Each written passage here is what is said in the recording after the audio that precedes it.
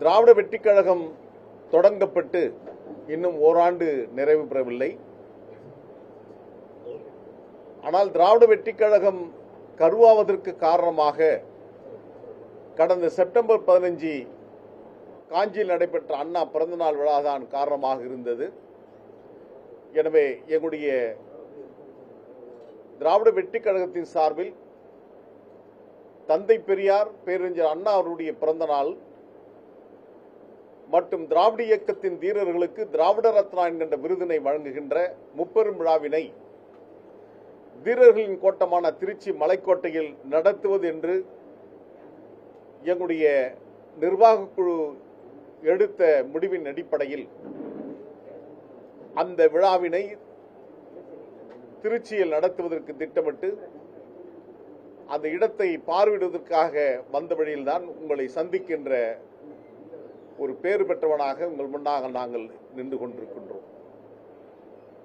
எனவே திராவிட வெற்றிக் கழகம் திராவிட இயக்கத்தின் கருவறையாக திராவிட இயக்கத்தின் பாசறையை சுமந்திருக்கின்ற அந்த லட்சியங்களை இதயத்தில் தாங்கியிருக்கின்ற தோழர்களுடைய ஒன்று கூடல்தான் திராவிட வெற்றிக் கழகம் என்ற பெயர் கடந்த ஆண்டு நவம்பர் 20ஆம் நாள் தலைநகர் சென்னை அடையாறில் முத்தமிழ் பேரவையில் தொடங்கப்பட்டது. இந்த இயக்கம் தொடங்கப்பட வேண்டும் என்ற எண்ணம் எங்கள் யாருக்கும் இல்லை. மதிமுகவில் இறுதி வரை பயணிக்க வேண்டும், அந்த தலைவனுக்கு துணையாக இருக்க வேண்டும் என்ற விருப்பத்தின் அடிப்படையில் தான் எங்களுடைய வசந்த காலத்தை, எங்களுடைய இளமை பருவத்தை, எங்களுடைய வாலிப பருவத்தை 32 ஆண்டு காலம் தலைவர் வைகோ அவர்களுக்கு நாங்கள் இழந்து அவர் பின்னால் அணிவகுத்து வந்தோம். ஒற்றை நோக்கம்தான் எமது தொப்புள் கொடி உறவுகளான ஈழத்தமிழர்களுடைய அந்த துயரமிழ்ந்த வரலாற்றுக்கு ஒரு முடிவரையை வைகோ தந்திடுவார் என்ற ஒரு தவறான எண்ணத்தின் அடிப்படையில் அவருடைய பேச்சுக்களை நம்பி அவர் பின்னால் அணிவகுத்த லட்சக்கணக்கான தொண்டர்களில் நாங்களும் இருந்தோம். அவர் கொள்கை பிறழ்ந்து திராவிட இயக்கத்தின் லட்சியங்களில் இருந்து அவர் தடம் மாறி இருக்கிறார்.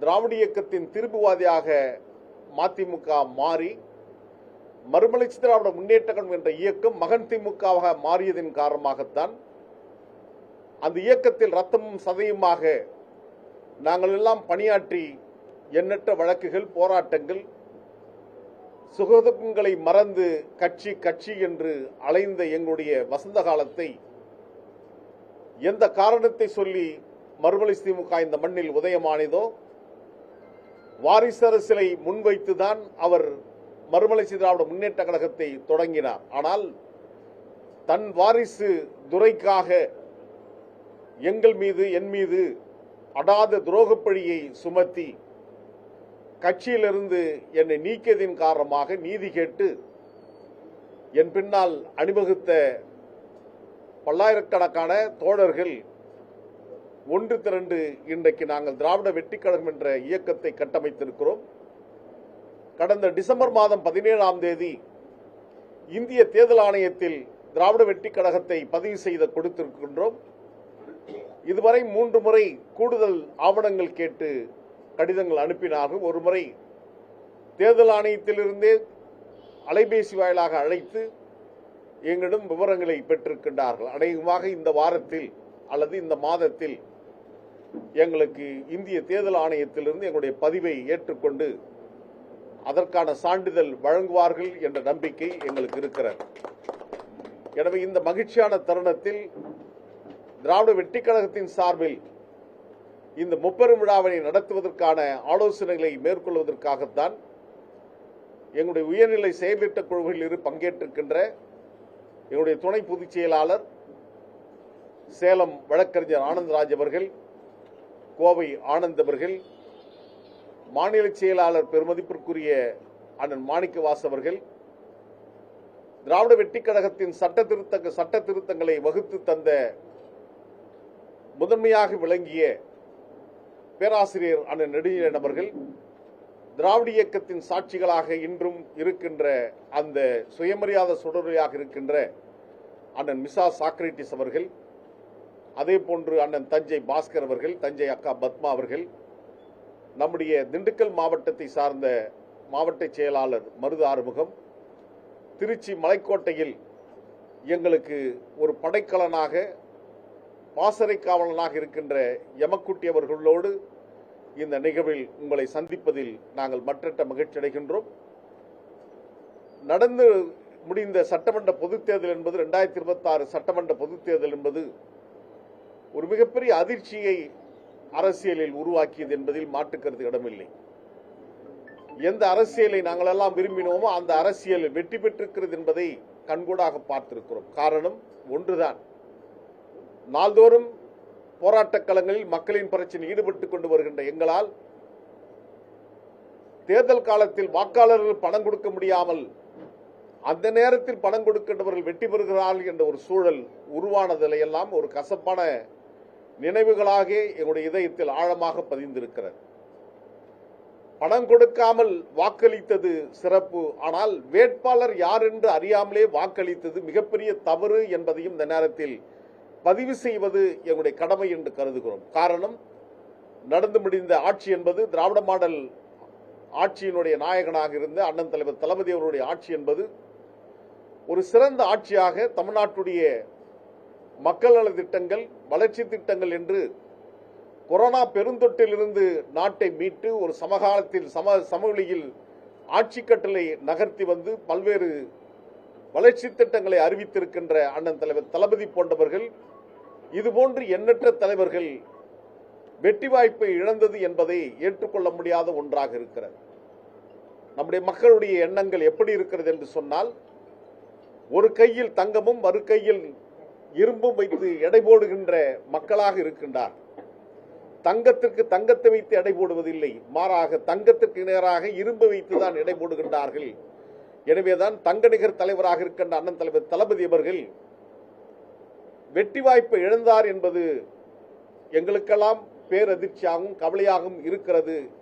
இன்னும் நாங்கள் அதிலிருந்து மீளவில்லை என்பதும் இந்த நேரத்தில் பதிவு செய்ய வேண்டிய கடமையாகத்தான் கருதுகிறோம். இதுபோன்று தமிழ்நாடு முழுவதும் மக்கள் நல சேவர்கள் எல்லாம் தோற்கடிக்கப்பட்டிருக்கிறார்கள் என்று பார்க்கின்ற போது இது கவலை அளிக்கிறது. பணத்திற்கு வாக்கு வாங்காமல் வாக்களித்தது வரவேற்புக்குரியது, ஆனால் வேட்பாளர் யார் என்று பார்க்காமலே வாக்களித்தது தவறு என்பதை இந்த நேரத்தில் சுட்டிக்காட்ட வேண்டியது திராவிட வெற்றி கழகத்தின் கடமை என்று கருதுகிறோம். வந்திருக்கின்ற ஆட்சி இப்பொழுது நாங்கள் வந்தவுடனேயே ஏதோ மாயாஜால வித்தையை போன்று இந்த நாட்டில் சட்ட ஒழுங்கை அடுத்த நிமிடத்தில் நான் சீர்படுத்துவேன் என்று சொன்னார் மாண்புமிகு தமிழ்நாடு முதலமைச்சர் ஜோசப் விஜய் அவர்கள். ஆனால் நாள்தோறும் பத்திரிகையிலும் ஊடகத்திலும் பார்க்கின்றோம், படுகொலை நடக்காத நாட்களே இல்லை, பலாத்காரம், பெண்களுக்கு பாலியல் வன்கொடுமை நடக்காத நாட்களே இல்லை என்ற நிலைமைதான் நாள்தோறும் நடந்து கொண்டிருக்கிறது. அப்படி என்று சொன்னால் இவர்கள் சட்டம் ஒழுங்கை கையில் வைத்திருக்கிறார்கள் என்ற கேள்வி மக்கள் மத்தியில் விழுமையாக எழுந்து நிற்கிறது. அதிமுக ஆட்சியில் தூத்துக்குடி மாவட்டத்தில் சாத்தான்குளத்தில் தந்தை மகன் ஃபெலிக்ஸ் ஜெயராஜ் படுகொலை போன்று இன்றைக்கு நீதிமன்ற காவலில் இருந்த ஒரு மாற்றுத்திறனாளியையே அடித்து படுகொலை செய்யப்பட்டிருக்கின்ற நிலைமைகள் இந்த ஆட்சியில் நடந்து கொண்டிருக்கிறது. நேற்றைய தினம் கூட ஊடகவியலாளர் விஜய் அவர்கள் காணாமல் அடிக்கப்பட்டிருக்கிறார், அலைகழிக்கப்படுகின்றார் என்கின்ற செய்திகள்லாம் வருகின்ற போது தமிழக வெற்றி கழகத்தினுடைய ஆட்சி ஜனநாயக பாதையில் இருந்து வழுவுகிறதோ என்ற எண்ணம் எழுந்து கொண்டிருக்கிறது. விரைவில் தமிழக வெற்றி கழகத்துடைய பட்ஜெட் கூட்டம் நடைபெற இருக்கிறது. இந்த பட்ஜெட் கூட்டத்தில் அவர்கள் அறிவித்திருக்கின்ற தேர்தல் வாக்குறுதிகளை மக்களுக்கு நிறைவேற்றிட வேண்டும், அதே வேளையில் வளர்ச்சி பணிகளையும் கொண்டு வர வேண்டும் என்ற வேண்டுதலை திராவிட வெற்றி கழகத்தின் சார்பில் நாங்கள் முன்வைக்கின்றோம். அதே போன்றுதான் மற்றொரு செய்தி வந்து கொண்டிருக்கிறது. மதுபான கடைகளை மூடுகிறோம் என்று சொல்லிவிட்டு இப்பொழுது ரெஸ்டோ பார் என்று சொல்லப்படுகின்ற உணவகத்துடன் கூடிய மதுபான கடைகளை திறப்போவதாக செய்திகள் வருவது அதிர்ச்சிக்குரியதாக இருக்கிறது. இது அதைவிட மோசமாக இருக்கும். எனவே இந்த ரெஸ்டோ பார் என்று சொல்லப்படுகின்ற இந்த உணவகத்துடன் கூடிய இந்த வரிமத்தை தமிழக வெற்றி கழகத்துடைய அரசு நடைமுறைப்படுத்தக்கூடாது. அப்படி செய்வீர்களானால் அது நீங்கள் சொன்ன வாக்கிலிருந்து பின்வாங்குகிறீர்கள் என்பதாகத்தான் பொருளாக இருக்கும்.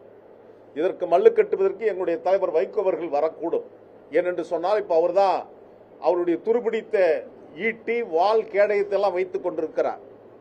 அதை எடுத்து போய் பழைய பொருள் போடுகின்ற கடையில் எடுத்து போய் போட்டோம்னா 2 கிலோ வெங்காயம் தான் கொடுப்பாங்க, அவர் வச்சுக்கிற கேடயத்துக்கும் அவர் வச்சுக்கிற ஆயுதத்திற்கும்.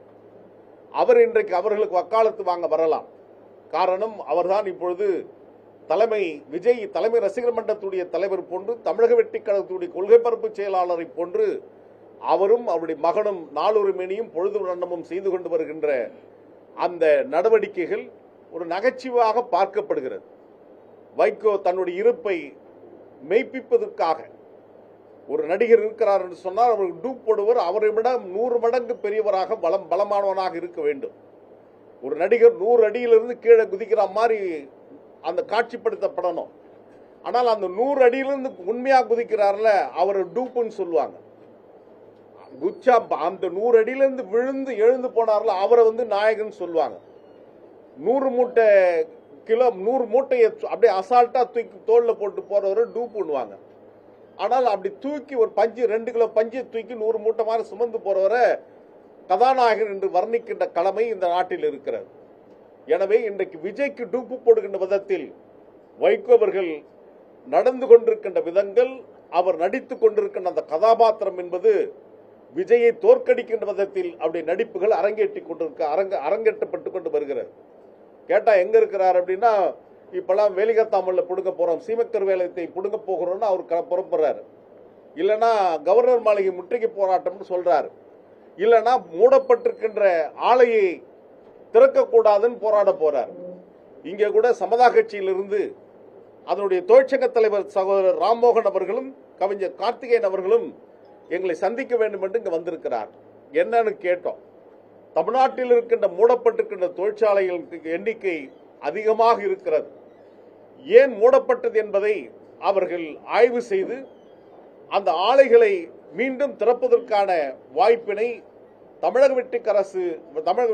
வெற்றிக்கழக அரசு செய்திட வேண்டும் என்பது அவருடைய கோரிக்கைகள். அவர்கள் தமிழ்நாடு முழுவதும் இருக்கின்ற தலைவர்களை சந்தித்து அவருடைய கோரிக்கை மனுவை வைத்துக் கொண்டு வருகின்றார்கள். அந்த மனுவை பெறுவதற்காகத்தான் இங்கு வந்திருக்கிறார்கள் அவர்களும். எனவே இதுபோன்ற எண்ணற்ற பிரச்சனைகள் தமிழ்நாட்டில் இருக்கிறது. திருச்சி நாடாளுமன்ற உறுப்பினர் நான் ராஜினாமா பண்ண தயார் என்று சொல்லுகிறார். இங்கே நாங்கள் கேட்க விரும்புவது ஒன்றுதான்.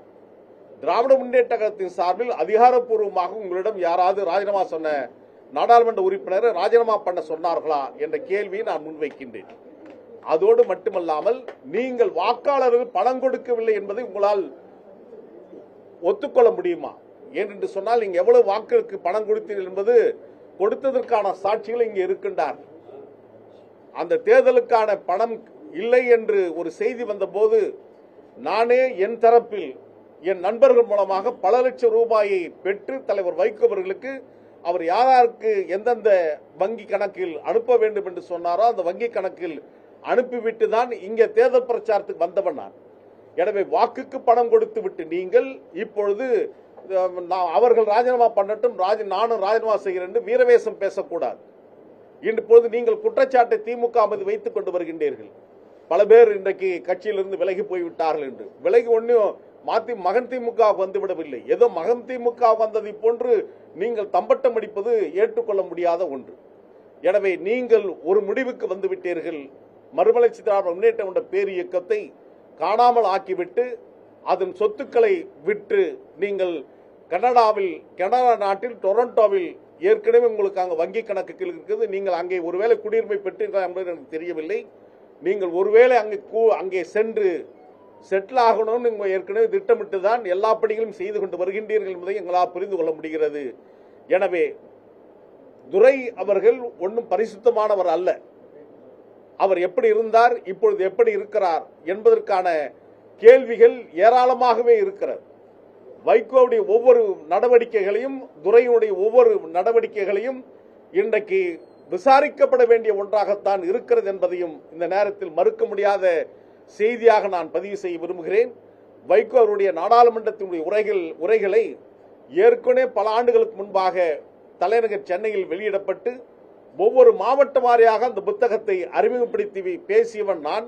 இப்பொழுது மீண்டும் நாடாளுமன்றத்தில் அவர் பேசிய புத்தகத்தை வெளியிடுவதற்கான காரணம், முன்பு போட்ட திட்டம் என்பது வேறு. அந்த முன்பு போட்டப்பட்ட திட்டம் என்பது மாண்புமிகு காங்கிரஸ் கட்சியுடைய நாடாளுமன்ற உறுப்பினர் எதிர்க்கட்சி துணைத் தலைவர் ராகுல் காந்தி அவர்கள் வெளியிடுவதற்கும் அதை முதல் பிரதியை பெற்றுக் கொள்வதற்கு 29 ஆண்டு காலம் நாடாளுமன்றத்தில் வைகோ களமாடுவதற்கு காரணமாக இருந்த திராவிட முன்னேற்ற தலைவர் மாண்புமிகு முதலமைச்சராக அந்த தலைவர் தளபதி அவர்கள் பெற்றுக்கொள்ள வேண்டும் என்பதுதான் திட்டமாக இருந்தது.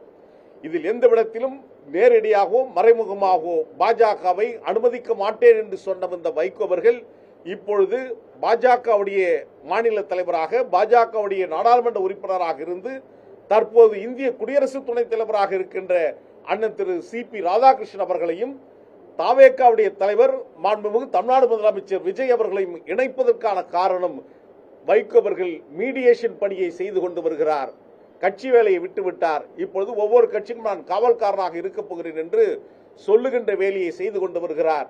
எனவே பாஜகவுக்கும் தாவேகாவுக்குமான ஒரு இணைப்பை, ஒரு மீடியேஷன் பணியை வைகோ செவ்வனே செய்து கொண்டு வருகிறார். அந்த காட்சி தான் இப்பொழுது நடந்து கொண்டிருக்கிறது. எனவே இதுபோன்ற காலகட்டத்தில் வைகோவுடைய நடவடிக்கைகள் முற்றாக புறக்கணிக்கப்படுகின்ற விதத்தில் தான் அவர் ஊடகத்தினரை அச்சுறுத்துவதும் மிரட்டுவதும் ஒருமையில் பேசுவதும் இன்னும் கீழ்த்தரமாக நடந்து கொண்டு வருவதும் வாடிக்கையாகி கொண்டு வருகிறது. ஜனநாயகத்தின் விழுமைகளை பாதுகாக்க வேண்டிய ஒரு ஜனநாயக தலைவராக அடையாளம் காணப்பட்ட வைகோ இன்றைக்கு அதிலிருந்து மாறி வருகிறார் என்பதையும் இந்த நேரத்தில் பதிவு செய்வது எங்களுடைய கடமை. எனவே நடைபெற இருக்கின்ற செப்டம்பர் 15 தந்தை பெரியார் பேரறிஞர் அண்ணா திராவிட ரத்னா விருது வழங்குகின்ற முப்பெரும் விழாவினை திருச்சி நடத்துவதற்கு அச்சு மற்றும் காட்சி ஊடக தோழர்கள், நிருபர்கள் எங்களுக்கு உதவியாக இருந்திட வேண்டும் என்ற வேண்டுதலை இந்த கூடலில் சொல்வது என்னுடைய கடமை. மீண்டும் உங்கள் அனைவருக்கும் நன்றி கூறுகின்றேன்.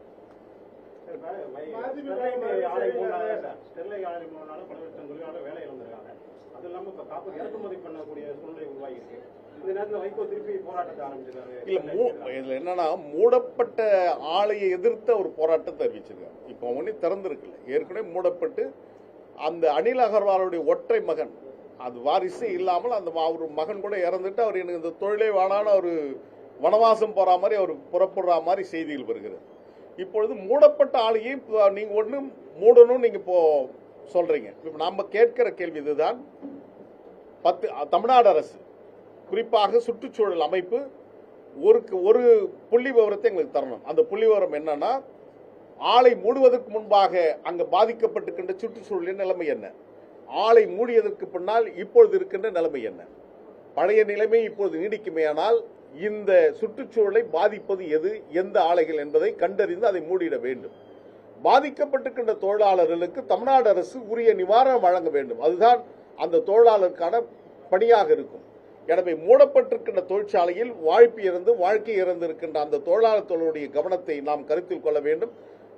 அது மட்டுமல்லாமல் தமிழ்நாடு முழுவதும் இருக்கின்ற தொழிற்சாலை, மூடப்பட்டிருக்கின்ற தொழிற்சாலைகளை மீள் உருவாக்கம் செய்து அதுக்கு சம்பந்தப்பட்ட துறையுடன் பேசி தொழிலாளருடைய வாழ்க்கையில் ஒரு நல்ல நிலையை உருவாக்கிட வேண்டும். எனவே இந்த காலகட்டத்தில் வைகோவுடைய ஒவ்வொரு நடவடிக்கைகளும் விசாரணைக்கு உட்படுத்தப்பட வேண்டும் என்பதையும் இந்த நேரத்தில் மறுப்பதற்கில்லை. அந்த போராட்டத்தில் நாங்கள் நிறைய போராட்டங்கள் பங்கேற்றிருக்கிறோம். வைகோ என்னென்னலாம் செய்திருக்கிறார் என்பதெல்லாம் சொல்லியிருக்கிறோம். எனவே இந்த காலகட்டத்தில் அந்த போராட்டத்தினுடைய நிலைமை என்ன, இப்ப என்னன்னா, இப்ப அவங்க ஒரு வேலை திறப்பதற்கான அவர்கள் ஒரு சாத்தியக்கூறுகள் வருகிறார்கள்னா, ஒன்று அது செவி கொடுக்கணும். அவங்க என்ன சொல்ல வராங்க, ஏற்கனவே இருந்த அந்த குறைபாடுகள் நீக்கப்படுகிறது. ஏன்னா நீக்கப்பட்டுச்சுன்னா அதுக்கான அறிவியல் பூர்வமான ஆதாரங்கள் அவங்க கொடுக்கறதாங்கன்னா அது குறித்து அரசு பரிசீலனை செய்யலாம், தப்பு கிடையாது. அதுல பாதிப்பு இருந்தால் நிச்சயமா அது மூடப்படணும், அது மாற்றமே இல்லை. அதை விட மோசமாக இப்பொழுது திருவள்ளூர் மாவட்டத்தில் கேஸ் கசிந்து இதுவரையிலும் 20 பேர் இறந்து போயிருக்காங்க. அதுமே விட கொடுமையான அணுகுலைகள், மாமல்லபுரம் கூடங்குளம் அணுகுலைகள் எல்லாம் கடுமையான பாதிப்புகள் கொடுக்கிறது. எனவே பாதிப்பு இல்லாத தொழிற்சாலைகள் என்பது ரொம்ப குறைவாக இருக்குது. அதையெல்லாம் பாதுகாக்க வேண்டிய கடமை அரசுக்கு தான் இருக்கிறது. காங்கிரஸ், திமுக, அதிமுக காட்டிலும் இப்ப லஞ்ச ஊழல் குறைஞ்சிருக்கிறதா சொல்றாங்க, உண்மையா? லஞ்ச ஊழல் குறைஞ்சிருக்கிறா? நேற்று ஒரு ஊராட்சி மன்ற தலைவரை காஞ்சி மாவட்டத்தில் அரெஸ்ட் பண்ணிருக்க வேண்டிய தேவையில்லை. அவங்களுடைய மாவட்ட செயலாளர் ஒவ்வொருவராக கட்சி விட்டு நீக்கப்பட்டு கொண்டு வருகிறார், தமிழக வெற்றி கழகத்தினுடைய மாவட்ட செயலாளர்களை. காரணம், அவங்க குவாரியில போய் பணம் கேட்டாங்க, பார்ல போய் பணம் கேட்டாங்க என்ற குற்றச்சாட்டுகள் வந்து கொண்டிருக்கிறது. எனவே அரசில் அனுபவம் வாய்ந்த அமைச்சர்கள் இருக்கிறார்கள், குறை சொல்ல முடியாது. நல்ல அமைச்சர்கள் பணியாற்றி கொண்டு வருகிறார். சில அமைச்சர்கள் அனுபவம் இல்லாமல் இன்னும் ரீல்ஸ் அமைச்சர்களாகவே இருக்கிறார்கள். அவர்களும் இன்னும் ரசிகர்களாகவே இருக்கிறார்கள் என்பதுதான் நான் பார்க்கிறேன். நல்ல அமைச்சர்களும் பணியாற்றி கொண்டு வருகிறார்கள். ரீல்ஸ் போடுகின்ற அந்த ரசிக மனப்பான்மையோடு இருக்கின்ற தமிழக வெற்றி கழகத்துடைய சட்டமன்ற உறுப்பினர்களும் மாவட்ட செயலாளர் அமைச்சர்களும் இருக்கிறார் என்பதை மறுக்க முடியாது. நீங்க வைகோட பேச்சு நம்பிதான் போச்சு, பேச்சு ஏமாந்து பேச்சு நம்பி போனீங்க, இப்ப ஏமாந்து இருக்கிறீங்க. இப்ப மக்கள் வந்து இப்படி அரசியல் தலைவரோட பேச்சை நம்பிக்கிட்டே இருக்காங்களே, எது உண்மைன்னு எப்படி கண்டுபிடிக்கிறது? அது இது வந்து ஒரு மிகப்பெரிய ஆய்வுக்கு உட்படுத்த வேண்டியதுதான். அந்த காலகட்டத்தில் ஈழத்தமிழுக்காக அவர் பேசிய பேச்சுக்கள், அவருடைய அந்த ஆக்ரோஷமாக ஈழத்தமிழுக்கு நான் பணியாற்றுவேன் என்று சொன்ன அந்த வார்த்தைகள், இவையெல்லாம் நம்பிதான் அந்த காலகட்டத்தில் நாங்களாம் சேர்ந்தோம். இதே திருச்சியில் தான் ஈழத்தமிழுடைய விடியலுக்கு ஒன்றுதான் தனித்தமிழ் மட்டும்தான் தீர்மானம் நிறைவேற்றினாங்க. அதற்கு பின்பாக முள்ளிவாய்க்கால் படுகொலை எல்லாம் கடுமையாக நடந்தது. ஆனால் அரசியல் படுத்தப்படுகின்ற ஒரு அரசியலாகத்தான் வைகோவுடைய அந்த ஈழத்தமிழ் ஆதரவு நிலைமை இருந்தது. அரசியல் ஆதாயம் இல்லாமல் அவருடைய போராட்டம் இல்லை. எனவே அவருடைய போராட்டத்திற்கு பின்னால் அந்த அரசியல் ஆதாயம் இருந்ததையும் மறுக்க முடியாது. இப்ப அந்த கச்சத்தீவு பிரச்சனையா இருக்கட்டும், அந்த இலங்கை தமிழக பிரச்சனையா இருக்கட்டும், அதுக்கு வந்து மிகப்பெரிய கெட்ட பேர் வந்து திமுகவுக்கு தான் இருக்கு. இப்போ நீங்க திமுக ஆதரிக்கிறதுக்கு என்ன காரணம்? அப்போதைக்கு நீங்க வைகோவுக்கு நீங்க ஆதரவா இருந்தீங்க, அப்போ அவர் இல்ல, அதுல என்னன்னா கச்சத்தீவு பிரச்சனை என்பது தமிழ்நாடு அரசாங்கம் முடிவெடுத்ததில்லை. அது மிசா காலத்தில் தமிழ்நாட்டுடைய இந்தியாவுடைய இரும்பு பெண்மின் 110 நாடுகளின் அணிசரா நாடு தலைவியாக இருந்த அன்னை இந்திரா காந்தி அவர்களும் ஸ்ரீமாவோ பண்டாரநாயக்கா அவர்களும் ஒப்பந்தம் போட்டு அவர்கள் கையளித்தது. அதற்கு பின்பாக மிசா காலத்தில் அதிகாரிகள் தரப்பில் அது பரிவர்த்தனை செய்யப்பட்ட ஒன்று. இதற்கு ஈடாக கேரளாவுக்கு பக்கத்தில் இருக்கின்ற ஒரு துறைமுகத்தை இலங்கை அரசு இந்தியாவுக்கு கொடுத்திருக்கிறது. எனவே இப்படி இருக்கின்ற இந்த காலகட்டத்தில் 19 திமுக மீது நாம் குறை சொல்லிவிட்டு பொறுப்பை தட்டி கழிக்கக்கூடாது. ஒரு மாநில அரசாங்கத்திற்கு அந்த அதிகாரம் இல்லை. ஒரு நிலத்தை ஒப்படைப்பதற்கு வேறொரு நாட்டுக்கு ஒப்படைப்பதற்கு என்பதற்கு ஒரு மாநில அரசுக்கு எந்த அதிகாரமும் இல்லை. அதற்கென்று இந்திய அரசாங்கத்துடைய வெளிவிவகாரத்துறை இவையெல்லாம் இருக்கிறது. எனவே வெளிவிவகாரத்துறையும் இந்திய அரசும் செய்ய இந்த பணியை திமுக மீது பழிபோடுவதை வாடிக்கையாக கொண்டிருக்கிறவர்கள் செய்கின்றார்கள் என்பதுதான் இந்த நேரத்தில் ஒன்று. இன்றைக்கும் தொடர்ச்சியாக தமிழக மீனவர்கள் தாக்கப்படுகின்றார்கள், வலைகள் அறுக்கப்படுகிறது, அவருடைய உடைமைகள் உடைக்கப்பட்டு இன்றைக்கும் சிறையில் வாடிக்கொண்டிருக்கிறார்கள். எனவே இப்பொழுது நடந்து கொண்டிருக்கும் திமுக தான் காரணமா என்று சொன்னால் இல்லை. இதுக்கும் அதற்குமான வேறுபாடுகள் உண்டு.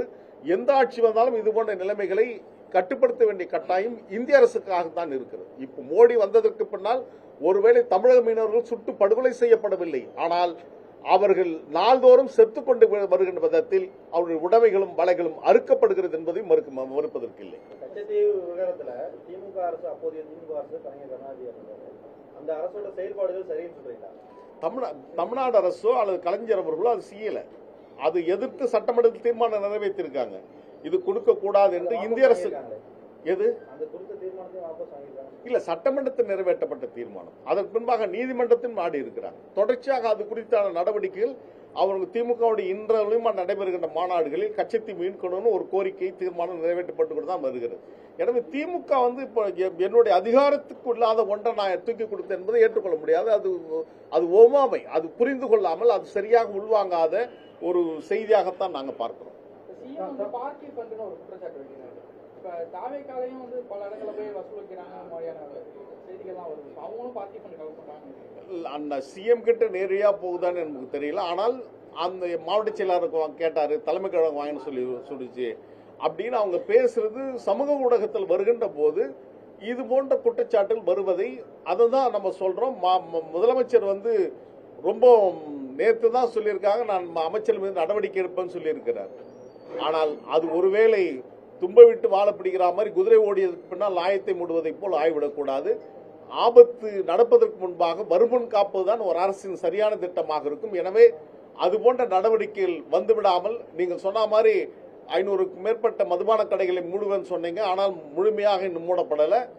அதுக்கு கூட இன்றைக்கு வருகின்ற ஊடக செய்திகள் ரெஸ்டோ பார் கொண்டு வரப்போரும் என்று சொல்வதையும் வந்து கொண்டிருக்கிறது. எனவே இதையெல்லாம் மாநில அரசாங்கம் கவனத்தில் கொள்ள வேண்டும்.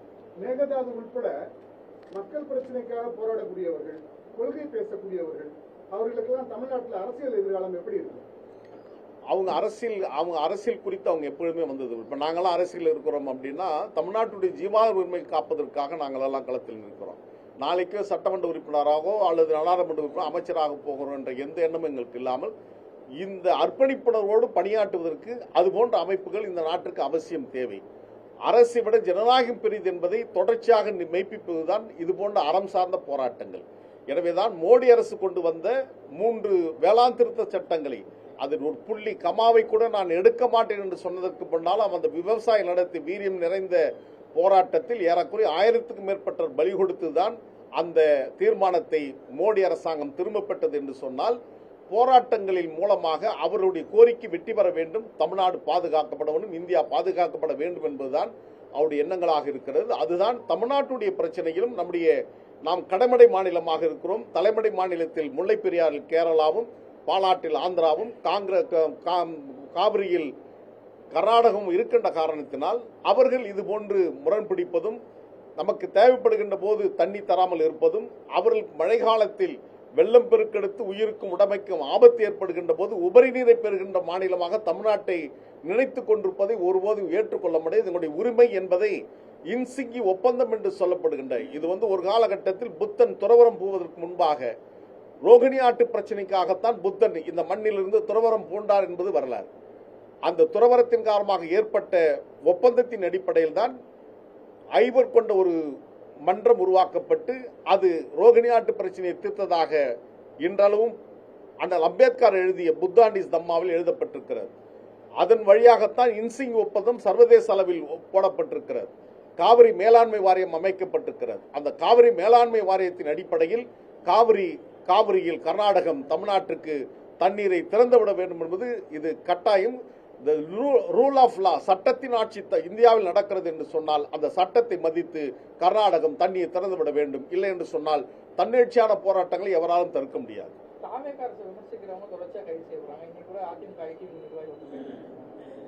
அதுதான் தாவேகா அரசு நான் துவக்கத்திலே சொன்னதை போன்று ஜனநாயக பாதையிலிருந்து ஒருவேளை பாசிச சர்வதிகார பாதைக்கு செல்கிறதோ என்ற எண்ணம் உருவாகி கொண்டிருக்கிறது.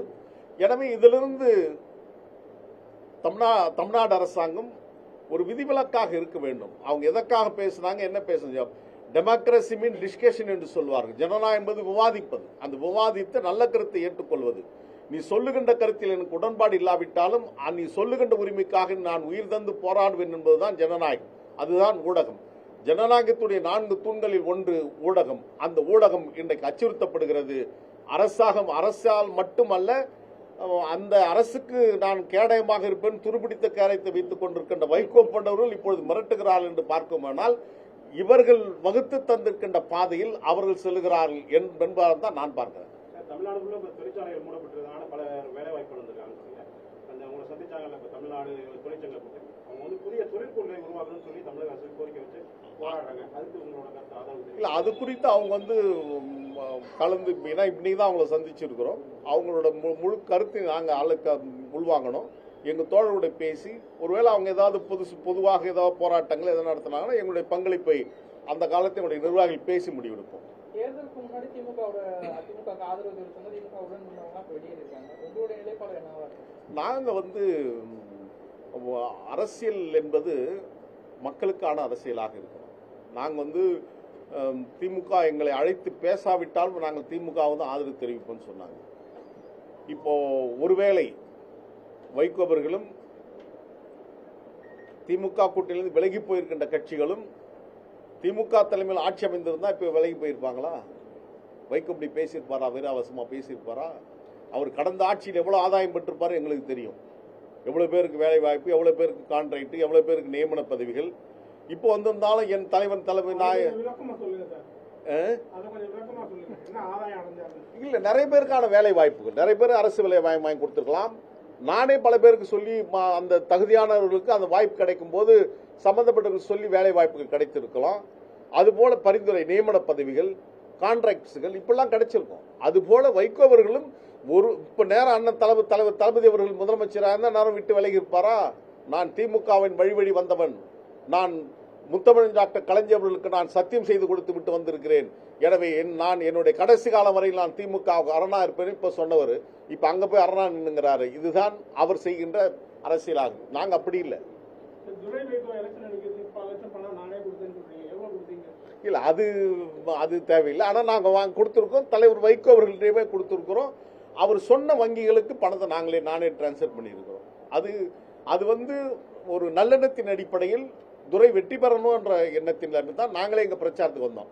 அவர் என்ன சொன்னார்னா வாக்குக்கு பணம் கொடுக்க கூடாதுன்னு சொல்றாருல, அவர் வாக்குக்கு பணம் கொடுக்காம நீங்க வெற்றி பெற்றீங்களா என்பதுதான் எங்களுடைய கேள்வி.